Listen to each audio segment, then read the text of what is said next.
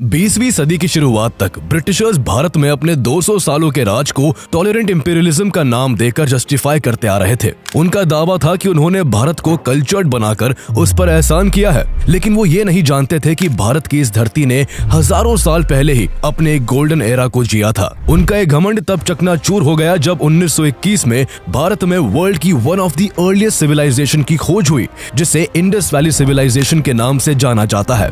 आज से लगभग 100 साल पहले इंडस वैली सिविलाइजेशन के दो प्रमुख शहर हड़प्पा और मोहनजोदारो की खोज हुई, जिससे ये साबित हुआ कि भारत में करीब 5000 साल पहले ही एक वेल कल्चर्ड और सिविलाइज्ड सोसाइटी मौजूद थी। ये शहर किसी सामान्य बस्ती जैसे नहीं थे, बल्कि यहाँ organised roads, massive buildings, amazing drainage system का जबरदस्त बंदोबस्त था। समय के साथ हुए एक्सकेवेशंस में टेराकोटा पॉट्स, कीमती आभूषण, स्केलेटन्स और डिफरेंट स्टैचूज मिले, जो उस समय के कल्चर और लाइफस्टाइल की कहानियां बयां करते हैं। जैसे जैसे सभ्यता को लेकर खुदाई आगे बढ़ी, वैसे वैसे एक पूरी दुनिया सामने आती गई, जहां इस सिविलाइजेशन के एग्रीकल्चर, ट्रेड, टेक्नोलॉजी और आर्किटेक्चर ने दुनिया को हैरानी में डाला, तो वही इसके वाटर मैनेजमेंट और ड्रेनेज सिस्टम इतने शानदार थे कि आज भी दुनिया के कई शहरों में ऐसी फैसिलिटीज नहीं है। दशकों तक चली खुदाई में यहाँ से उस समय की स्क्रिप्ट का भी पता चला, लेकिन आश्चर्य की बात यह है कि मेसोपोटामियन और इजिप्शियन जैसी एंशिएंट सिविलाइजेशन की लैंग्वेज पढ़ी जा चुकी है, लेकिन इंडस वैली सिविलाइजेशन की स्क्रिप्ट को पिछले 100 सालों की कोशिश के बाद भी आज तक सॉल्व नहीं किया जा सका है। तो आइए जानते हैं कहानी दुनिया की इस प्राचीन और महान सिंधु घाटी सभ्यता की। इस सिविलाइजेशन के बारे में ऐसा क्या खास है जिसने पूरी दुनिया को हैरान कर दिया? आखिर मलबों के अंदर दबे हुए इन शहरों की खोज कैसे हुई? क्यों इस सिविलाइजेशन की लैंग्वेज को 100 साल की खोज के बाद भी नहीं समझा जा सका है? और आखिर ऐसा क्या हुआ था जिससे इस महान सिविलाइजेशन का ऐसा अंत हुआ कि आज उसके वजूद की कहानी महज खंडरों में ही सिमट कर रह गई है। इंडस वैली सिविलाइजेशन की खोज के बारे में जानने के लिए हमें आज से लगभग 2 शताब्दी पीछे जाना होगा, जब साल 1829 में ईस्ट इंडिया कंपनी की नौकरी छोड़ चुके चार्ल्स मेसन एक बार सिख एम्पायर के रूलर महाराजा रणजीत सिंह से मिलने लाहौर जा रहे थे। लाहौर जाने के लिए वो पंजाब प्रोविंस में पहुंचे ही थे कि वहां उन्हें एक जगह बहुत सारे खंडर और उनमें मौजूद तरह तरह के रिमेनिंग्स दिखाई दिए, जो काफी प्राचीन होने का प्रमाण दे रहे थे। वो इस बात से बेखबर थे कि उन्होंने अनजाने में दुनिया की हजारों साल पुरानी सभ्यता का एक प्राचीन शहर खोज निकाला है, लेकिन हिस्ट्री के प्रति उनका पैशन इतना स्ट्रॉन्ग था कि उन्होंने जो कुछ भी देखा उसे डॉक्यूमेंट करना शुरू कर दिया और बाद में इस जानकारी को अपनी एक किताब में अराइवल एट हड़प्पा नाम का टाइटल देकर पब्लिश किया। इसके बाद 1831 में British traveller sir Alexander Burns और 1853 में British military officer and archaeology के शौकीन सर अलेक्जेंडर कनिंघम ने हड़प्पा का दौरा किया। अलेक्जेंडर कनिंघम इस जगह से इतने आकर्षित हुए कि उन्होंने 1856 में फिर से यहाँ का दौरा किया और यहाँ उन्हें खंडरों में कई सिक्के मिले जो हजारों साल पुरानी सभ्यता के होने का प्रमाण दे रहे थे। अलेक्जेंडर कनिंघम को यहाँ की हर चीज एक मिस्ट्री की तरह नजर आ रही थी, जिसे वो सुलझाना चाहते थे। इसलिए 1861 में जब वो मेजर जनरल के पद से रिटायर हुए तो उन्होंने आर्कियोलॉजी की स्टडी और कंजर्वेशन के लिए एक डेडिकेटेड ऑर्गेनाइजेशन को बनाने पर फोकस किया। उनकी ही पहल पर 1861 में आर्कियोलॉजिकल सर्वे ऑफ इंडिया यानी ASI की स्थापना हुई और उनको ASI का पहला डायरेक्टर जनरल नियुक्त किया गया। अलेक्जेंडर कनिंघम पहले व्यक्ति थे जिनकी वजह से ये जगह ASI के संरक्षण में आ गई थी। उन्होंने 1872 और 1873 के अराउंड यहाँ कुछ स्मॉल ट्रायल एक्सकेवेशन भी किए थे, जिसमें मिली चीजों और जानकारियों को लेकर उन्होंने ASI की पहली रिपोर्ट पब्लिश की, जिसमें वहाँ एक सील मिलने की बात की गई थी। एक काले रंग की सील पर बिना कुबड़ वाला एक बैल उकेरा हुआ था, जिसकी गर्दन के नीचे 2 तारे बने हुए थे और बैल के ऊपर 6 कैरेक्टर्स का एक इंस्क्रिप्शन भी लिखा हुआ था। इसके बाद हड़प्पा की खोज में सबसे अहम काम 1902 में सर जॉन मार्शल के ASI का डायरेक्टर बनने के बाद हुआ। जॉन मार्शल ने हड़प्पा में बड़े लेवल पर खुदाई का काम शुरू करवाने का फैसला किया और उन्होंने इसकी जिम्मेदारी इंडियन आर्कियोलॉजिस्ट दयाराम साहनी को सौंपी। 1920 में दयाराम साहनी के अंडर ऑब्जर्वेशन में इस जगह का एक्सकेवेशंस का काम शुरू किया गया। एक साल बाद दयाराम साहनी को पंजाब प्रोविंस के मोंटगोमेरी डिस्ट्रिक्ट में रावी नदी के तट के आसपास भारी मात्रा में पुराने अवशेष मिलने शुरू हो गए। उस वक्त तक कार्बन डेटिंग की टेक्नोलॉजी आ चुकी थी, जिससे जांच में इन अवशेषों की उम्र कई हजार साल पहले की मानी गई। इस तरह पहली बार यहाँ एक शहर खोजे जाने की पुष्टि हुई, जिससे विश्व भर में भारत में खोजी जाने वाली इस सभ्यता के बारे में बात होने लगी। चूँकि यहाँ के लोकल लोग इसे हड़प्पा के नाम से जानते थे, इसलिए इस शहर का नाम हड़प्पा रख दिया गया। आर्कियोलॉजिस्ट को उम्मीद थी कि यह सभ्यता काफी दूरी में फैली हो सकती है, इसलिए ज्यादा से ज्यादा एरिया को खंगालने के लिए इस काम में डी.आर. भंडारकर, राखल दास बनर्जी और एम.एस. वत्स को भी लगा दिया गया था। 1922 में राखल दास बनर्जी को खुदाई के दौरान हड़प्पा से करीब 590 किलोमीटर नॉर्थ में इंडस रिवर के आसपास हड़प्पा की तरह के ही पुराने अवशेष मिलते हैं, जिनकी उम्र भी जांच में हजारों साल पुरानी थी। यहाँ एक ही जगह पर एक के ऊपर एक कई मानव कंकाल मिले थे, इसलिए इस जगह का नाम मोहनजोदारो रख दिया गया था, जिसका मतलब मुर्दों का टीला होता है। इसके बाद 1924 में जॉन मार्शल ने ऑफिशियली लंदन की एक मैगजीन के जरिए ब्रिटिश इंडिया में एक एंशिएंट सिविलाइजेशन को खोज निकालने की घोषणा कर दी। हड़प्पा और मोहनजोदारो जैसे दो प्रमुख शहरों समेत कई प्राचीन गांव इंडस रिवर के किनारे पाए गए थे, इसलिए इसे इंडस वैली सिविलाइजेशन या सिंधु घाटी सभ्यता के नाम से जाना गया। सबसे पहली खोज हड़प्पा की हुई थी, इसलिए इसे हड़प्पन सिविलाइजेशन के नाम से भी जाना जाता है। इस सिविलाइजेशन के अस्तित्व ने पूरी दुनिया को हैरान कर दिया था। तब तक मेसोपोटामिया सिविलाइजेशन, इजिप्शियन सिविलाइजेशन और चाइनीज सिविलाइजेशन दुनिया की लार्जेस्ट एंशिएंट अर्बन सिविलाइजेशन मानी जाती थी। इंडस वैली सिविलाइजेशन की खोज के बाद इसका नाम भी दुनिया की 4 सबसे प्राचीन सभ्यताओं में शुमार हो गया।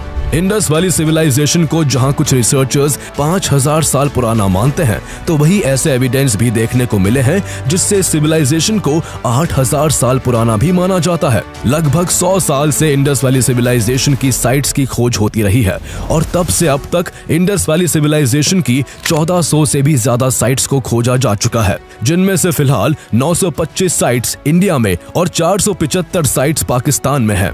खोजी गई साइट्स में से करीब 100 साइट्स इंडस रिवर के करीब पाई गई, जबकि लगभग 500 साइट्स घग्गर हकरा रिवर के आसपास डिस्कवर हुई हैं। यह खोज आज भी लगातार जारी है। खोजे गए शहरों और साइट्स पर हुई रिसर्च के आधार पर हिस्टोरियंस को पता चला कि आखिर इंडस वैली सिविलाइजेशन की शुरुआत कब और कैसे हुई थी और यह सिविलाइजेशन कितनी दूर तक फैली हुई थी।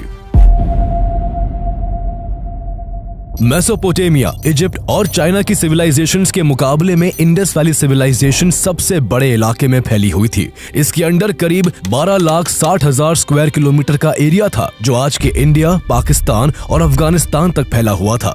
इस सिविलाइजेशन के हड़प्पा, मोहनजोदारो और आमरी नाम के कई प्रोमिनेंट साइट्स पाकिस्तान में, जबकि कालीबंगन, लोथल, सुरकोटड़ा, बनावली और ढोलावीरा इंडिया में स्थित है। एक समय पर इंडस वैली सिविलाइजेशन में लगभग 50 लाख लोग रहते थे। इंडस वैली सिविलाइजेशन को 3 phases, early Harappan phase, mature Harappan phase and let Harappan phase में बांटा गया है। अर्ली हड़प्पन फेज की शुरुआत 3300 BCE में हुई थी, जब सिंधु नदी और इसकी सहायक नदियों के किनारे फैली हुई जमीनों पर पहाड़ी इलाकों से लोग इकट्ठा होने लगे थे। ये इलाके काफी फर्टाइल थे, जिससे यहाँ खेती करना आसान था, इसीलिए लोगों ने यहाँ अपना ठिकाना बना लिया। धीरे धीरे यहाँ लोगों की संख्या बढ़ती गई और 2600 BCE आते आते पहले यहाँ कबीला, फिर गांव और आगे चलकर यहाँ नगर बसाए जाने लगे।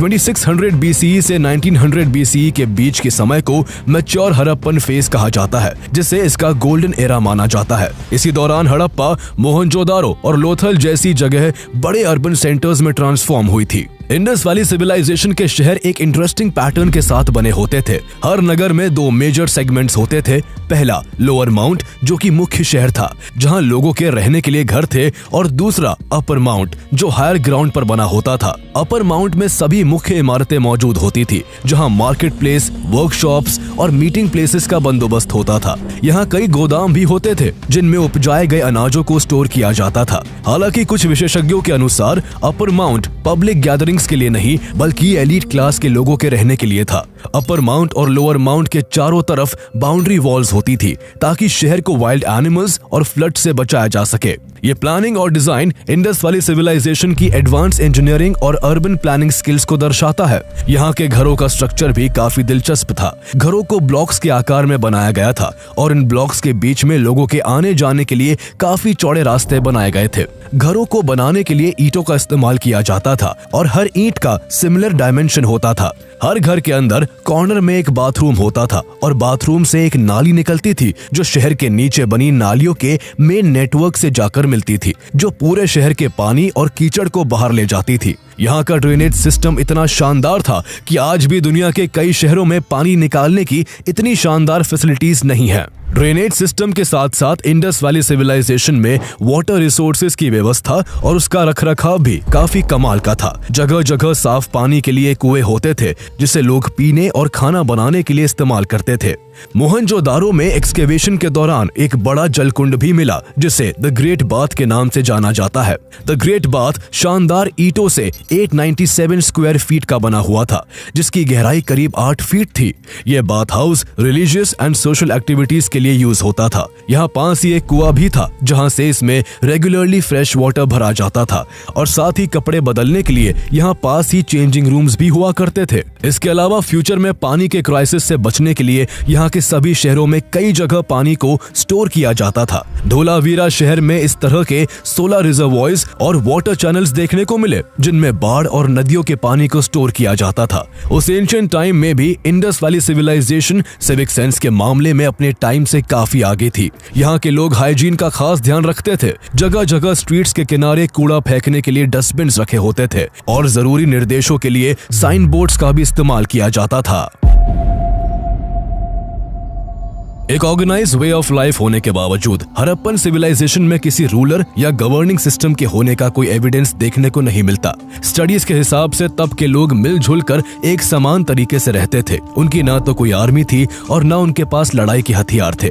इस सिविलाइजेशन में वॉरफेयर का भी कोई एविडेंस नहीं देखने को मिलता। इसके अलावा रिसर्च के दौरान आर्कियोलॉजिस्ट को यहाँ किसी टेम्पल के होने के सबूत तो नहीं मिले, लेकिन पाए गए कुछ सील से इंडस वैली सिविलाइजेशन के लोगों के रिलीजियस होने का अंदाजा लगाया जाता है। इन सील्स में पशुपति सील, प्रोसेशन सील और स्वास्तिका सील शामिल है। पशुपति सील पर एक त्रिशूल लिए हुए योगासन में बैठे व्यक्ति की छवि देखने को मिली जिनके अराउंड एलिफेंट, टाइगर, बफलो और राइनोसरस जैसे जानवरों की छवियां थी। इस मुहर पर कई बैंगल्स, एक हेड ड्रेस और टॉप पर 7 लेटर्स का इंस्क्रिप्शन भी मौजूद है। पशुपति सील को देखकर जहां कुछ ने ये अनुमान लगाया कि तब के लोग शिव की पूजा करते होंगे, तो वही कई सील्स में पीपल के पेड़ और 1 हॉर्न यूनिकॉर्न के साइन भी मिले, जिससे ऐसा माना गया कि हड़प्पन सिविलाइजेशन के लोग भगवान को पूजने के बजाय नेचर को ज्यादा इंपॉर्टेंस देते होंगे। ट्री और स्नेक वर्शिप के साथ साथ योनि वर्शिप के एविडेंस भी कई जगहों पर देखने को मिले। बेहतरीन आर्किटेक्चर और टेक्नोलॉजी से अवेयर इंडस वैली सिविलाइजेशन के लोग आर्ट में भी काफी अच्छे थे। मोहनजोदारो में ब्रोंज की एक मूर्ति मिली जिस पर डांस करते हुए एक नर्तकी की तस्वीर उकेरी हुई थी। इससे पता चलता है कि यहाँ के लोग मनोरंजन के लिए नाचते और गाते भी थे और यहाँ सिंगिंग और डांसिंग एक डेवलप्ड आर्ट फॉर्म था।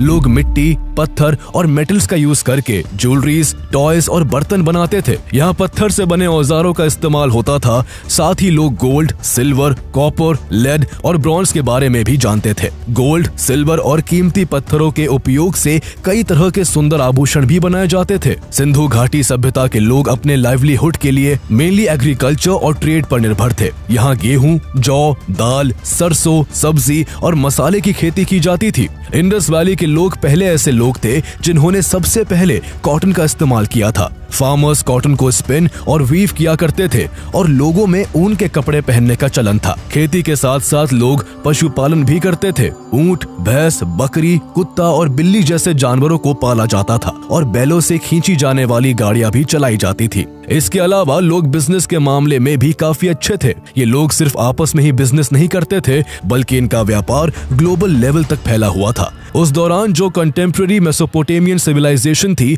उसके शहरों के साथ भी इंडस वैली के लोगों का व्यापार होता था। मेसोपोटामियन सिविलाइजेशन में सिंधु घाटी को मेलुहा के नाम से जाना जाता था। मेसोपोटामिया के लोग यहाँ से कॉटन, टिम्बर और एबनी को हाई वॉल्यूम्स में इंपोर्ट करते थे। सेसेमी ऑयल और लापिस लाजुली जैसे लग्जरी आइटम्स भी इंडस वैली सिविलाइजेशन से इंपोर्ट किए जाते थे। इतना ही नहीं, सिंधु घाटी के लोग व्यापार के लिए सील्स का इस्तेमाल करते थे जिन पर खास तरह के सिंबल्स बने होते थे जिन्हें लोग ब्रांड या पहचान के सिंबल के तौर पर यूज किया करते थे। चीजों को एक्यूरेटली मेजर करने और उनके वजन का सही पता लगाने के लिए वेट्स और मेजर्स इक्विपमेंट्स का इस्तेमाल होता था। इंडस वैली सिविलाइजेशन की साइट से मिली सील्स और रिमेन से यूं तो आर्कियोलॉजिस्ट को इस सिविलाइजेशन के बारे में काफी कुछ पता चला, लेकिन न जाने कितनी ऐसी मिस्ट्रीज हैं जिन्हें सिर्फ इसलिए नहीं सुलझाया जा सका क्योंकि रिसर्चर्स 100 साल की कोशिश के बाद भी आज तक इस सिविलाइजेशन की भाषा को पढ़ने में नाकाम रहे हैं। इंडस वैली सिविलाइजेशन की अपनी खुद की लैंग्वेज थी, जिसका सबूत एक्सकेवेशन से मिली कई हजार सील्स, बहुत सारी टेराकोटा टैबलेट्स और मेटल ऑब्जेक्ट्स पर देखने को मिलता है, जिन पर इंस्क्रिप्शंस लिखे हुए हैं। इन इंस्क्रिप्शंस को ही इंडस स्क्रिप्ट कहा जाता है। इंडस स्क्रिप्ट को पढ़ने के लिए हिस्टोरियंस करीब 100 साल से लगातार कोशिश कर रहे हैं, लेकिन इसे पढ़ पाने का अभी तक कोई रास्ता नहीं निकल पाया है। केवल इंडस वैली सिविलाइजेशन को छोड़कर मेसोपोटेमियन, इजिप्शियन और चाइनीज जैसी एंशिएंट सिविलाइजेशंस की भाषा को समझा जा चुका है। अगर इजिप्शियन लैंग्वेज की बात करें तो हिस्टोरियंस इजिप्शियन लैंग्वेज को इसलिए डिकोड कर पाए क्योंकि लगभग 200 साल पहले एक आर्कियोलॉजिकल एक्सकेवेशन में एक बड़ा सा पत्थर मिला था, जिसे रोसेटा स्टोन नाम दिया था। रोसेटा स्टोन पर इजिप्शियन हायरोग्लिफ्स में कुछ लिखा हुआ था जिसे कोई नहीं समझ सकता था, लेकिन इसी स्टोन पर नीचे वही बात एंशिएंट ग्रीक में लिखी हुई थी। चूंकि ग्रीक भाषा को लोग समझते थे, इसलिए पत्थर उस समय गूगल ट्रांसलेट की तरह काम आया और इस तरह इजिप्शियन लैंग्वेज को समझा गया, जिससे उस सभ्यता के बारे में दुनिया को जानने को मिला। लेकिन समस्या यह है कि इंडस स्क्रिप्ट को समझने के लिए ऐसा कोई टैबलेट या स्टोन नहीं मिल सका है, जिस वजह से उसकी भाषा को अभी तक नहीं जाना जा सका है। हालांकि इसके बावजूद 100 से भी ज्यादा बार इस स्क्रिप्ट को पढ़ने के अटेम्प्ट्स हुए हैं, जिससे कुछ बातें श्योरली कही जा सकती है। पहली ये कि इंडस वैली सिविलाइजेशन की लैंग्वेज लेफ्ट टू राइट की बजाय राइट टू लेफ्ट लिखी जाती थी। यहाँ पाए गए कुछ सील्स जिनमें मोस्टली साइंस बने हुए थे, उनमें पाया गया कि जब जब ये साइंस बाई तरफ खत्म हो रहे थे तब उन्हें काफी चिपकाकर छोटा छोटा लिखा गया था। ये ठीक वैसे ही था जैसे हमें लिखते समय जब जगह कम पड़ने लगती है तो हम लास्ट के वर्ड्स को काफी छोटा और चिपका कर लिख देते हैं। दूसरी चीज ये देखी गई कि सील्स पर जहां इंडस स्क्रिप्ट में कुछ टेक्स्ट होता था, वहां उसके नीचे एक बड़े एनिमल का सिंबल एनग्रेव्ड होता था। सील्स पर राइनोसेरस, एलिफेंट, टाइगर और बुल जैसे जानवरों की छवि देखने को मिलती है। सबसे बड़ी चीज ये है कि इनको देखकर ऐसा लगता है कि जैसे ये पिक्चर्स और टेक्स्ट किसी बहुत बड़े पत्थर पर होते होंगे, जबकि असल में ये स्टोन सील्स सिर्फ 2.5 स्क्वायर सेंटीमीटर से 5 स्क्वायर सेंटीमीटर के छोटे आकार के होते थे, जिनमें टेक्स्ट और एनिमल पिक्चर्स दोनों आ जाते थे। इस सभ्यता की भाषा को समझने की कोशिश में हिस्टोरियंस ने इंडस स्क्रिप्ट के साइंस और सिंबल्स को भी कलेक्ट किया, जिनमें यह पाया गया कि उनकी स्क्रिप्ट में 400 साइंस थे। कुछ साइन और सिंबल्स स्टिक फिगर्स जैसे लगते हैं, जबकि कुछ फिश, टर्टल्स, क्रैब, इंसेक्ट्स और बर्ड्स जैसे दिखते हैं। क्योंकि इंडस स्क्रिप्ट में सिंबल्स की संख्या इतनी ज्यादा है, इसलिए हिस्टोरियंस का मानना है कि इंडस स्क्रिप्ट एक लोगोसिलैबिक स्क्रिप्ट है। लोगोसिलैबिक स्क्रिप्ट में इस तरह के साइंस का इस्तेमाल किसी वर्ड या साउंड को एक्सप्रेस करने के लिए किया जाता है। अगर एग्जाम्पल से समझे तो इंग्लिश अल्फाबेटिक लैंग्वेज है, जिसमें 26 लेटर्स होते हैं। इसके किसी भी लेटर का सेपरेटली कोई मीनिंग नहीं होता है। इन लेटर्स का कोई मीनिंग तभी हो सकता है जब लेटर्स को जोड़कर कोई वर्ड बनाया जाए। लेकिन ठीक उसके ऑपोजिट चीन की भाषा को अगर देखें तो उनमें कोई लेटर नहीं होता है। चीन की भाषा लोगोसिलैबिक है, जिसके अलग अलग साइन होते हैं और हर साइन का सेपरेटली अपना अलग मतलब होता है। ठीक इसी तरह इंडस वैली सिविलाइजेशन में साइन और सिंबल्स की लैंग्वेज का इस्तेमाल होता था। जो सील्स मिले उनमें ये देखा गया कि ज्यादातर इंस्क्रिप्शंस केवल 5 साइंस वाले थे, जबकि कुछ इंस्क्रिप्शंस ऐसे भी हैं जिनमें 26 सिंबल्स देखने को मिले। क्योंकि हड़प्पन कल्चर के लोग फॉरेन में भी ट्रेड करते थे, इस वजह से इंडस स्क्रिप्ट के कुछ सील्स पर्शिया और मेसोपोटेमिया में भी मिले। शुरुआती दौर में जब इंडस स्क्रिप्ट के साइंस वाले सील्स मेसोपोटेमिया में मिले तो कई रिसर्चर्स ने इसे मेसोपोटेमिया की स्क्रिप्ट का ही हिस्सा मान लिया और कहा गया कि इंडस स्क्रिप्ट भी इसी से डेवलप्ड हुई होगी। लेकिन बाद में ऐसे सारे दावे खारिज कर दिए गए। इंडस स्क्रिप्ट की ये गुत्थी कुछ इस कदर उलझी हुई है कि हिस्टोरियंस अभी तक किसी एक थ्योरी पर अग्री नहीं हो सके। सबके अपने अपने ओपिनियंस और अजम्पशंस है। कई बार इंडस स्क्रिप्ट को संस्कृत तो कई बार इसे द्रविड़ भाषा से संबंधित बताया जाता है। वही हिस्टोरियन स्टीव फार्मर के हिसाब से सील्स पर पाए गए साइन असल में कोई भाषा ही नहीं है। उनका कहना है कि अगर ये भाषा होती तो यहाँ के सील्स पर इजिप्ट और मेसोपोटेमिया के जैसे लंबे लंबे टेक्स्ट होते। उनके अकॉर्डिंग इंडस वैली के साइन केवल कुछ चीजों को डिनोट करने के लिए होते होंगे। लेकिन सच क्या है किसी को नहीं पता। इंडस वैली सिविलाइजेशन की डिस्कवरी को 100 साल से भी ज्यादा का वक्त बीत चुका है, लेकिन उसकी स्क्रिप्ट अभी तक एक पहेली बनी हुई है। ये पहेली लोगों को रोमांचित भी करती है। इसका अंदाजा इसी से लगाया जा सकता है कि हाल फिलहाल में ही तमिलनाडु के मुख्यमंत्री MK स्टालिन ने यह अनाउंस किया है कि जो कोई भी स्क्रिप्ट को डिकोड कर लेगा उसे उनकी सरकार की तरफ से $10 लाख का इनाम दिया जाएगा। अब देखना होगा कि इंडस स्क्रिप्ट की मिस्ट्री को कब तक सुलझाया जाता है। लेकिन मिस्ट्री केवल इंडस वैली सिविलाइजेशन की भाषा को लेकर ही नहीं है, बल्कि एक रहस्य यह भी है कि जब ये सिविलाइजेशन इतनी एडवांस्ड, मॉडर्न, पीसफुल और वेल्दी थी तो आखिर इस महान सभ्यता का अंत कैसे हुआ। आर्कियोलॉजिकल रिकॉर्ड्स के हिसाब से 1900 BCE और 1300 BCE के बीच इस सिविलाइजेशन में रैपिड डिक्लाइन हुआ। इसी को लेट हड़प्पन फेज कहा जाता है। माना जाता है कि यूं तो पहले भी कई बार इस सिविलाइजेशन के कई शहर बाढ़ वगैरह से नष्ट हो गए थे, लेकिन उन्हें हर बार फिर से उन्हीं सेम ग्रिड पैटर्न्स का इस्तेमाल करके बना लिया गया था। मोहनजोदारो को कम से कम 9 बार बनाया गया था, लेकिन जैसे जैसे समय बीता हालात यहाँ बदतर होते गए। यहाँ सिटीज की प्लानिंग बंद हो गई, रोड्स पर और ड्रेनेज सिस्टम्स को मेंटेन नहीं किया गया, द ग्रेट बाथ वेस्ट से भर गया और मेसोपोटामिया के साथ ट्रेड लिंक्स खत्म हो गए। 1700 BCE तक ज्यादातर सिटीज खाली हो चुकी थी। ना तो लोग सेम राइटिंग सिस्टम का इस्तेमाल कर रहे थे और ना ही स्टैंडर्डाइज वेट्स और बिल्डिंग रेशियोज का यूज किया जा रहा था। लेट हड़प्पन फेज करीब 1300 BCE तक कंटिन्यू रहा और इसके बाद के सालों में ये सिविलाइजेशन हमेशा के लिए एक गुजरा हुआ वक्त बन गया। जिस तरह इंडस स्क्रिप्ट को लेकर कोई एकमत नहीं है, उसी तरह इंडस वैली सिविलाइजेशन के डिक्लाइन का विषय भी काफी डिबेटेबल है। इसके डिक्लाइन के पीछे कई तरह के कारण बताए जाते हैं। एक थ्योरी के अनुसार इंडस वैली के एनवायरनमेंट में लगातार चेंजेस आए, जिससे इस क्षेत्र में मानसून की कमी आ गई, जिससे यहाँ अक्सर सूखा पड़ने लगा और खेती करना मुश्किल हो गया। सालों तक बारिश न होने की वजह से यहाँ बहने वाली नदियों का पानी सूख गया, जिनके सहारे सिविलाइजेशन के लोग खेती करते थे। नदियों के सूख जाने से उनके ट्रेड पर भी काफी बुरा इम्पैक्ट पड़ा और उनका बिजनेस ठप पड़ने लगा। एक ही साथ फसलों के चौपट होने और व्यापार बंद होने से उनकी इकोनॉमिक एक्टिविटीज अचानक से रुक गई। माना जाता है कि ऐसा लगातार कई साल और दशक तक चलते रहने से यहाँ के काफी लोग भूख के कारण तड़प कर मर गए होंगे और काफी लोग गंगा नदी के मैदानों की तरफ माइग्रेट कर गए होंगे। कई रिसर्चर्स ने इंडस वैली के डिस्ट्रक्शन के लिए यहाँ नेचुरल डिजास्टर्स की थ्योरी दी। उनके हिसाब से यहाँ लार्ज स्केल पर अर्थक्वेक या फ्लड आए होंगे, जिस वजह से पूरी सिविलाइजेशन बर्बाद हो गई होगी।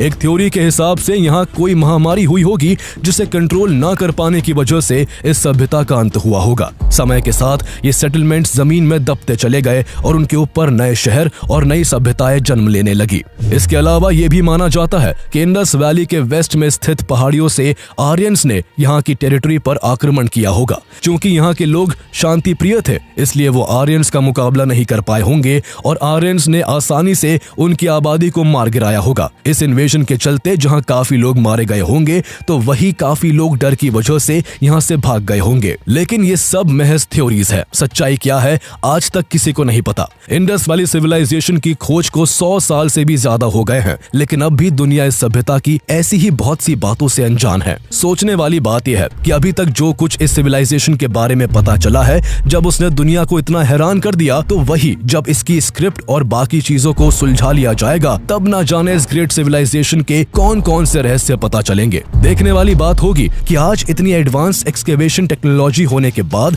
आखिर कब तक इस सिविलाइजेशन की बाकी गुत्थियों को सुलझाया जा सकेगा।